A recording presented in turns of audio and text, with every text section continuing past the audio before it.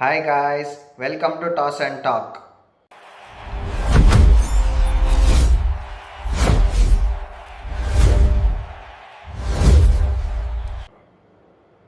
Welcome back to the channel. IPL teams squad preview day 8ಗೆ ಎಲ್ಲರಿಗೂ ಸ್ವಾಗತ. ಇವತ್ತು ನಾನು ಅನಲೈಸ್ ಮಾಡ್ತಾರೆ ಸ್ಕ್ವಾಡ್ ಬಂದ್ಬಿಟ್ಟು Lucknow super ಜೈಂಟ್ಸ್ದು.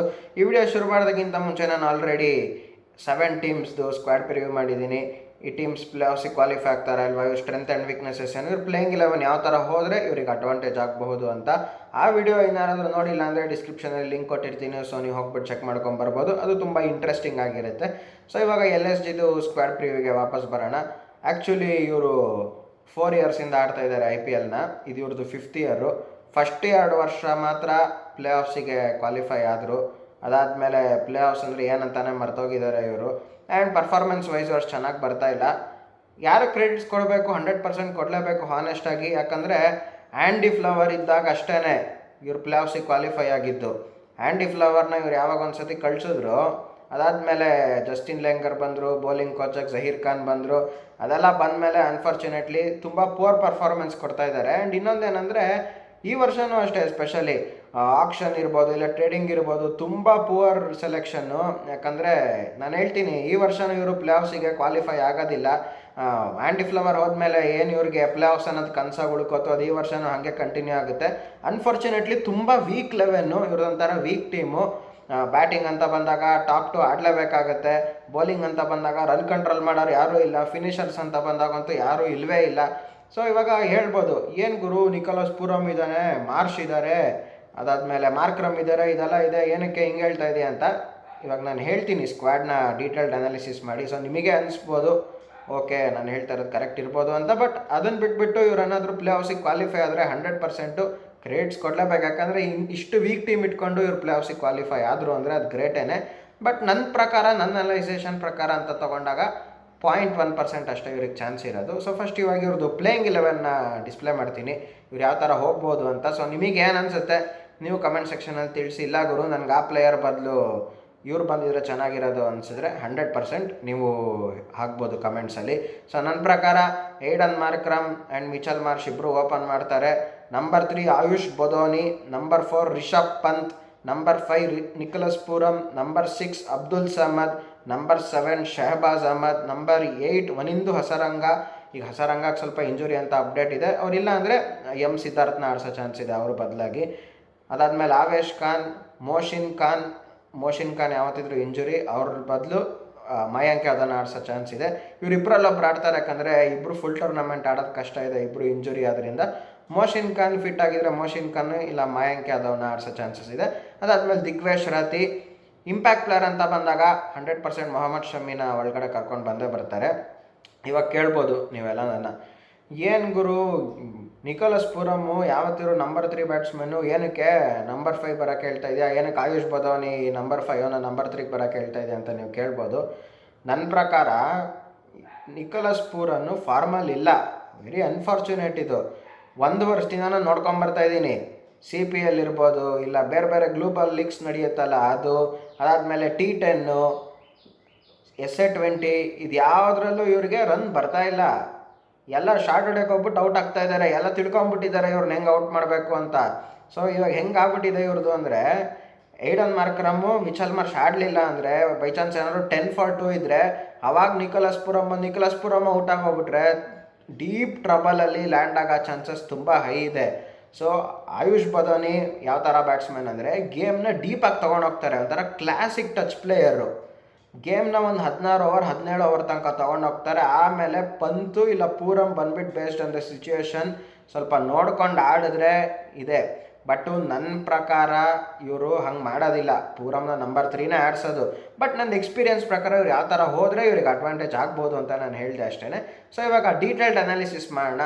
So first Mitchell ಮಾರ್ಷು 100% ಆಡ್ತಾರೆ. ಬಟ್ ಇವರೆಲ್ಲ ಹೆಂಗಂದರೆ ಫುಲ್ ಸೀಸನ್ ಆಡಲ್ಲ ಇವರು.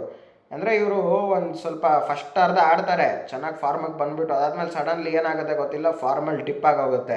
ನೆಕ್ಸ್ಟ್ ಅದಾದಮೇಲೆ ಏಡನ್ ಮಾರ್ಕ್ರಮ್ ಅಷ್ಟೇ ಒಳ್ಳೆ ಕ್ಲಾಸ್ ಪ್ಲೇಯರು, ಚೆನ್ನಾಗಿ ಆಡ್ತಾರೆ. ಆ್ಯಂಡ್ ಇನ್ನೊಂದೇನೆಂದರೆ ಇವರಿಬ್ಬರು ಪಾರ್ಟ್ನರ್ಶಿಪ್, ಓಪನಿಂಗ್ ಪಾರ್ಟ್ನರ್ಶಿಪ್ಪು ಒಂದು 84 no loss or 94 no loss ಬರಬೇಕು ಅಂದರೆ, ಇವ್ರು ಕ್ವಾಲಿಫೈ ಆಗಬೇಕಂದ್ರೆ ನನ್ನ ಪ್ರಕಾರ 10 ಗೇಮಲ್ಲಿ ಒಂದು 8ರಿಂದ 9 ಗೇಮ್ ಇವ್ರು ಇಬ್ಬರದ್ದು ಬರಲೇಬೇಕು ಓಪನಿಂಗ್ ಪಾರ್ಟ್ನರ್ಶಿಪ್ಪು, ಇಲ್ಲಾಂದ್ರೆ ತುಂಬ ಕಷ್ಟ ಇದೆ. ಅದಾದಮೇಲೆ ಇವರು ಆಯುಷ್ ಬದನ್ ಇಲ್ಲಿ ಇಳಿಸೋದಿಲ್ಲ, ನಿಕೋಲಸ್ ಪೂರಮ್ಗೆ ಹೋಗೋದು. ಪೂರಮ್ದು ಹೇಳಿದ್ನಲ್ಲ, ತುಂಬ ಪುವರ್ ಫಾರ್ಮು, ಎಲ್ಲ ರೀಡ್ ಮಾಡಿಬಿಟ್ಟಿದ್ದಾರೆ, ಎಲ್ಲ ಹೇಳಿ ಹೇಳಿ ವಿಕೆಟ್ ತೆಗಿತಾ ಇದ್ದಾರೆ. ನಾನು ನೋಡ್ಕೊಂಡು ಬರ್ತಾ ಇದ್ದೀನಿ ಗ್ಲೋಬಲ್ ಲೀಗ್ಸಲ್ಲೆಲ್ಲ ಈ ಥರ ಬಾಲ್ ಹಾಕ್ತಾರೆ, ಅಲ್ಲೇ ಫೀಲ್ಡರ್ ನಿಲ್ಸಿರ್ತಾರೆ, ಅಲ್ಲ ಔಟ್ ಆಗಿ ಹೋಗ್ತಾರೆ, ಇಲ್ಲಾಂದ್ರೆ ಬೋಲ್ಡ್ಗಳು, ಇಷ್ಟೇ ಆಗ್ತಾ ಇರೋದು ಇವ್ರದ್ದು. ಪೂರಮ್ ಫಾರ್ಮಿಗೆ ಬರಲೇಬೇಕು. ಅದಾದಮೇಲೆ ಇವರು ಅದಕ್ಕಿಂತ ಮುಂಚೆ ಆ್ಯಕ್ಚುಲಿ ಏಡನ್ ಮಾರ್ಕ್ರಮ್ಗೆ ಮ್ಯಾಥ್ಯೂ ಬ್ರೆಡ್ಸ್ಕಿನ ಬ್ಯಾಕಪ್ ಆಗಿ ಇಟ್ಟಿದ್ದಾರೆ. ಅನ್ಫಾರ್ಚುನೇಟ್ಲಿ ಅವ್ರು ಆಡೋಕ್ಕಾಗೋದಿಲ್ಲ. ನಿಕೋಲಸ್ ಪೂರಮ್ಗೂ ಅಷ್ಟೇ ಜಾಶ್ ಇಂಗ್ಲೀಷ್ನ ಬ್ಯಾಕಪ್ ಆಗಿ ಇಟ್ಟಿದ್ದಾರೆ. ಅವ್ರು ಬಂದುಬಿಡ್ತಾರೆ ಇನ್ನೇನು ಜಾಶ್ ಇಂಗ್ಲೀಷು, ಅದರಲ್ಲೇನು ಡೌಟ್ ಇಲ್ಲ. ಬಟ್ ಅನ್ಫಾರ್ಚುನೇಟ್ಲಿ ಆಡಿಸೋದಿಲ್ಲ, ಪೂರಮ್ ಜೊತೆಗೆ ಹೋಗ್ತಾರೆ. ಅದಾದಮೇಲೆ ರಿಷಬ್ ಪಂತು ಟೆಸ್ಟ್ ಮ್ಯಾಚಲ್ಲಿ ತುಂಬ ಚೆನ್ನಾಗಿ ಆಡ್ತಾರೆ. ಅವರು ಹಿ ಟೇಕ್ಸ್ ಇಸ್ ಟೈಮ್, ಅದಾದಮೇಲೆ ನಿಧಾನಕ್ಕೆ ಆಡಿಕೊಂಡು ಬಿಗ್ ಶಾಟ್ಸ್ ಆಡ್ಕೊಂಡು ಆಡ್ತಾರೆ. ಬಟ್ T20 ಅಂತ ಬಂದಾಗ ಸಕ್ಸಸ್ಫುಲ್ ಆಗಿಲ್ಲ ಇಲ್ಲಿ ತನಕ. IPL ಅಲ್ಲೂ ಅಷ್ಟೇ ಅಂಥ ಬಿಗ್ಗಿನಿಂಗ್ಸ್ ಏನೂ ನೋಡಿಲ್ಲ. RCB ಮೇಲೆ ಲಾಸ್ಟ್ ಗೇಮ್ ಏನು 100 ಹೊಡೆದಿದ್ರು ಹೋದ ಸೀಸನ್ನು, ಅದಕ್ಕಿಂತ ಮುಂಚೆ ಅಂತೂ ಕಂಪ್ಲೀಟ್ ಫೇಲ್ಯೂರು. ಇವ್ರಿಗೆ ಇನ್ನೊಂದೇನೆಂದರೆ ಆ್ಯಕ್ಚುಲಿ ಕೆಲವೊಂದು ಕೋಚಸ್ ಅದೇ ಅನಲೈಸ್ ಮಾಡಬೇಕಿರೋದು, ಏನಕ್ಕೆ ಆ್ಯಂಡಿ ಫ್ಲವರ್ ಇದ್ದಾಗ ರಿಷಬ್ ಪಂತ್ ಇರಲಿಲ್ಲ, ಅದು ಓಕೆ. ಬಟ್ ಇವಾಗ ಜಸ್ಟಿನ್ ಲೆಂಗರು ಅಷ್ಟೇ, ಪಂತು ಕ್ಯಾಪ್ಟನ್ಸಿಲಿದ್ದಾಗ ಪ್ರೆಷರು, ಚೆನ್ನಾಗಿ ಆಡೋದಿಲ್ಲ ಅಂತ 100% ಗೊತ್ತು, ಅದು ಆಲ್ಮೋಸ್ಟ್ ಎಲ್ಲರಿಗೂ ಗೊತ್ತಿದೆ. ಇವಾಗ 27 crores ಕೊಟ್ಬಿಟ್ಟು ತೊಗೊಂಬಿಟ್ರು ಅಂದ ಮಾತ್ರಕ್ಕೆ ಆ ಪ್ಲೇಯರ್ನ ಕ್ಯಾಪ್ಟನ್ ಮಾಡಲೇಬೇಕು ಅಂತ ಏನಿಲ್ಲ. ವಿತೌಟ್ ಕ್ಯಾಪ್ಟನ್ಸಿ ಅವ್ರು ಚೆನ್ನಾಗಿ ಆಡಿದ್ರೆ ಅವ್ರ ಪರ್ಫಾರ್ಮೆನ್ಸ್ ತಾನೇ ಇಂಪಾರ್ಟೆಂಟು. ಸೊ ಅದು ಇವ್ರು ರಿಷಬ್ ಪಂತ್ಗೆ ಕ್ಯಾಪ್ಟನ್ಸಿ ಕೊಡ್ತಾರೆ, ಅದ್ರಲ್ಲಿ ಏನೋ ಡೌಟ್ ಇಲ್ಲ. ಬಟ್ ಹೇಳಿದ್ದು ಜಸ್ಟ್ ಅಷ್ಟೇ. ಅದಾದಮೇಲೆ ಆಯುಷ್ ಬದೋನಿ ಕ್ಲಾಸ್ ಪ್ಲೇಯರು, ಚೆನ್ನಾಗಿ ಆಡ್ತಾರೆ. ಬಟ್ ಪವರ್ಫುಲ್ ಫಿನಿಷರಾ ಇಲ್ಲ, ಅವರು ಪವರ್ಫುಲ್ ಫಿನಿಷ್ ಎಲ್ಲ ಮಾಡೋದಕ್ಕಾಗೋದಿಲ್ಲ. ನೆಕ್ಸ್ಟ್ ಆದಮೇಲೆ ಅಬ್ದುಲ್ ಸಮದ್ ಚೆನ್ನಾಗಿ ಆಡ್ತಾರೆ. ಬಟ್ ಇವ್ರಿಗೆಲ್ಲ ಹೆಂಗಂದರೆ, ಇವಾಗ ಎಕ್ಸಾಂಪಲ್ ಒಂದು 64 64 ಇವ್ರನ್ನ 12ನೇ ಓವರ್ನೇ ಬಂದುಬಿಟ್ಟು ಫುಲ್ ತೊಗೊಂಡೋಗು ಅಂದ್ರೆ ಆಗೋದಿಲ್ಲ. ಲಾಸ್ಟ್ ಒಂದು 2-3 ಓವರ್ ಹೊಡಿತಾರೆ. ಅಬ್ದುಲ್ ಸಮದ್ ಅಷ್ಟೇ, ಶಹಬಾಜ್ ಅಹಮದ್ ಬೇಕಂದ್ರೆ ಬೌಲಿಂಗಲ್ಲಿ 2 ಓವರ್ ಹಾಕ್ಕೊಡ್ತಾರೆ. ಬ್ಯಾಟಿಂಗ್ ಅಂತ ಬಂದಾಗ ಒಂದು 10 ಬಾಲಿಗೆ ಒಂದು 15 ರನ್ನು, ಒಂದು 20 ರನ್ ಹೊಡಿಯೋಂಥ ಕೆಪಾಬಿಲಿಟಿ ಇರೋದು ಅಷ್ಟೇ. ಅದಾದಮೇಲೆ ವನಿಂದು ಹಸರಂಗ, ಅದೇ ಹೇಳಿದ್ನಲ್ಲ, ಹಸರಂಗೇನೋ ಸ್ವಲ್ಪ ಇಂಜುರಿ ಅಪ್ಡೇಟ್ ಇದೆ, ಇಲ್ಲಾಂದರೆ ಸಿದ್ಧಾರ್ಥ್. ಹಸರಂಗ ಬಗ್ಗೆ ಮಾತಾಡೋಂಗಿದ್ರೆ ಬೌಲಿಂಗಲ್ಲಿ ಮಿನಿಮಮ್ಮು 4 ಓವರಿಗೆ 40 ರನ್ ಕೊಡ್ತಾರೆ, 1-2 ವಿಕೆಟ್ ಕೊಡಬಹುದು ಅಷ್ಟೇ, ಅದು ಗ್ಯಾರಂಟಿ ಇಲ್ಲ. ಇವ್ರಿಗೆ ಅಷ್ಟು ಚೆನ್ನಾಗಾಗಿಲ್ಲ IPL ಸೀಸನ್ಸ್ ಅಂತ ಬಂದಾಗ. ಅದು ಬಿಟ್ಟರೆ ಇವ್ರ ಬದಲು ಇಂಜುರಿ ಸಿದ್ಧಾರ್ಥ್ ಅಂತ ಬಂದರೆ ಬೈ ಚಾನ್ಸ್ ಅವರು ಒಂದು ರೇಂಜಿಗೆ ಹಾಕ್ತಾರೆ ಅಷ್ಟೇ. ಬಟ್ ಇನ್ನು ಅವರು ಏನು ಪ್ರೂವ್ ಆಗಿಲ್ಲ. ಅದಾದಮೇಲೆ ಆವೇಶ್ ಖಾನ್ ಚೆನ್ನಾಗಿ ಮಾಡ್ತಾರೆ. ಬಟ್ ಅವ್ರು ಚೆನ್ನಾಗಿ ಮಾಡಿನೂ ಅವ್ರು ರನ್ಸ್ ಕನ್ಸಿಡರ್ ಮಾಡ್ತಾರೆ, ಅದರಲ್ಲೇನೂ ಡೌಟ್ ಇಲ್ಲ. ಮಿನಿಮಮ್ 4 ಓವರ್ಸಿಗೆ 35 to 36 ಹಾಕಿ ಕೊಡ್ತಾರೆ. ಅದಾದಮೇಲೆ ಆ್ಯಕ್ಚುಲಿ ಇವ್ರದ್ದು ಡೆತ್ತು ತುಂಬ ಚೆನ್ನಾಗಿ ಬೌಲಿಂಗ್ ಮಾಡ್ತಾರೆ, ಏನೂ ಡೌಟ್ ಇಲ್ಲ. ಬಟ್ ಹೆಂಗೋ ರನ್ಸ್ ಲೀಕ್ ಆಗಿಬಿಡುತ್ತೆ ಇವ್ರ ಬೌಲಿಂಗಲ್ಲಿ, ಅದು ತುಂಬ ಡಿಸ್ಅಡ್ವಾಂಟೇಜು. ಅದಾದಮೇಲೆ ಮೋಶಿನ್ ಖಾನ್ ಇಲ್ಲ ಮಾಯಾಂಕ್ ಯಾದವ್ ಚೆನ್ನಾಗಿ ಮಾಡ್ತಾರೆ, ಒಳ್ಳೆ ಸ್ಕಿಲ್ಸು, ಒಳ್ಳೆ ಟ್ಯಾಲೆಂಟ್ ಇರೋ ಪ್ಲೇಯರ್ಸು. ಬಟ್ ಅದೇ ಹೇಳಿದ್ನಲ್ಲ, ಫಸ್ಟ್ 4 ಗೇಮ್ ಆಗ್ಬಿಟ್ಟು ಆಮೇಲೆ ಕಂಪ್ಲೀಟ್ ಇಂಜುರಿ ಆಗಿಬಿಟ್ರೆ ಅದೊಂಥರ ತುಂಬ ಕಷ್ಟ ಆಗುತ್ತೆ. ಸೊ ನೋಡ್ಬೇಕು ಏನಾಗುತ್ತೆ ಅಂತ. ಅದಾದಮೇಲೆ ದಿಗ್ವೇಶ್ ರತಿ ಲಾಸ್ಟ್ ಇಯರ್ ಚೆನ್ನಾಗಿ ಮಾಡಿದರು, ಚೆಕ್ಗೆಲ್ಲ ಸೈನ್ ಆಗ್ತಾರಲ್ಲ ಹಂಗೆ ಗ್ರೌಂಡಲ್ಲೆಲ್ಲ ಸೈನ್ ಹಾಕ್ಕೊಂಡೆಲ್ಲ ಚೆನ್ನಾಗಿ ಮಾಡಿದರು. ಬಟ್ ಈ ವರ್ಷ ಅದು ಕಂಟಿನ್ಯೂ ಆಗುತ್ತಾ ಇಲ್ವಾ ಗೊತ್ತಿಲ್ಲ. ಯಾಕಂದರೆ ಇವಾಗೆಲ್ಲ ಹೆಂಗಂದರೆ ಟೆಕ್ನಾಲಜಿ ಎಲ್ಲ ಇಂಪ್ರೂವ್ ಆಗಿರೋದ್ರಿಂದ ಬೌಲರ್ನ ರೀಡ್ ಮಾಡ್ತಾರೆ ಎಲ್ಲರೂ. ಸೊ ಆ ಥರ ಏನಾದರೂ ರೀಡ್ ಮಾಡಿ ಎಲ್ಲ ಸ್ಟಡಿ ಮಾಡಿಬಿಟ್ಟಿದ್ರೆ ದಿಗ್ವೇಶ್ ರತಿನ, ಅವರು ಇನ್ಎಫೆಕ್ಟಿವ್ ಆಗೋ ಚಾನ್ಸಸ್ ತುಂಬ ಹೈ ಇದೆ. ಯಾಕಂದರೆ ಇಷ್ಟು ಸೀಸನ್ಸ್ IPL ಇರ್ಬೋದು, ಇಲ್ಲ ಇಂಟರ್ನ್ಯಾಷನಲ್ ಗೇಮ್ಸ್ ಇರ್ಬೋದು, ಹೆಂಗಂದರೆ ಯಾವುದೋ ಒಂದು ಸೀರೀಸು ಒಬ್ಬ ಹೊಸ ಪ್ಲೇಯರ್ ತುಂಬ ಚೆನ್ನಾಗಿ ಮಾಡಿಬಿಟ್ಟಿರ್ತಾರೆ, ಎಲ್ಲ ಹೋಗೋರು ಸೂಪರ್ ಅನ್ನೋಷ್ಟೊತ್ತಿಗೆ ನೆಕ್ಸ್ಟ್ ಸೀರೀಸಿಗೆ ಅಥವಾ ಈ ಥರ ನೆಕ್ಸ್ಟ್ ಸೀಸನ್ಗೆ ಬರೋಷ್ಟೊತ್ತಿಗೆ ಆ ಪ್ಲೇಯರ್ನೆಲ್ಲ ರೀಡ್ ಮಾಡಿಬಿಟ್ಟು ಫುಲ್ ಡೆಸ್ಟ್ರಾಯ್ ಮಾಡ್ತಾರೆ. ಸೊ ಅದಕ್ಕೋಸ್ಕರನೇ ಈ ಸೀಸನ್ ಚೆನ್ನಾಗಿ ಮಾಡಿದ್ರೆ 100% ಒಂದು ಚಾನ್ಸ್ ಇದೆ. ಅದಾದಮೇಲೆ ಇಂಪ್ಯಾಕ್ಟ್ ಪ್ಲೇಯರ್ ಅಂತ ಬಂದಾಗ ಮೊಹಮ್ಮದ್ ಶಮಿ ಡೊಮೆಸ್ಟಿಕ್ಕಲ್ಲಿ ಚೆನ್ನಾಗಿ ಮಾಡಿದ್ದಾರೆ, ರಂಜಿ ಟ್ರೋಫಿಲಿ ಚೆನ್ನಾಗಿ ಮಾಡಿದ್ದಾರೆ, ಸಿಂಗಲ್ ಹ್ಯಾಂಡೆಡ್ಲಿ ಬೆಂಗಾಲ್ನೆಲ್ಲ ಗೆಲ್ಸ್ಕೊಟ್ಟಿದ್ದಾರೆ. ಬಟ್ IPL T20 ಅಂತ ಬಂದಾಗ ತುಂಬ ಕಷ್ಟಪಟ್ಟಿದ್ದಾರೆ.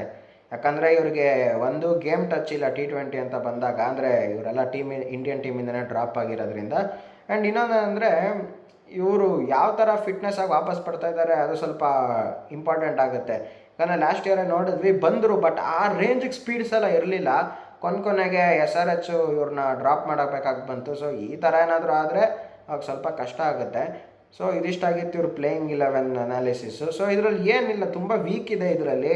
ಮಾರ್ಕ್ರಮ್ಮು ಇಲ್ಲಾಂದರೆ ಮಾರ್ಷು ಫೈರ್ ಆಗಲೇಬೇಕು, ಇಬ್ಬರು ಪಾರ್ಟ್ನರ್ಶಿಪ್ ಬರಲೇಬೇಕು. ಪಂತು ಪೂರಮ್ಮು ವಾಪಸ್ ಫಾರ್ಮಿಗೆ ಬರಲೇಬೇಕು.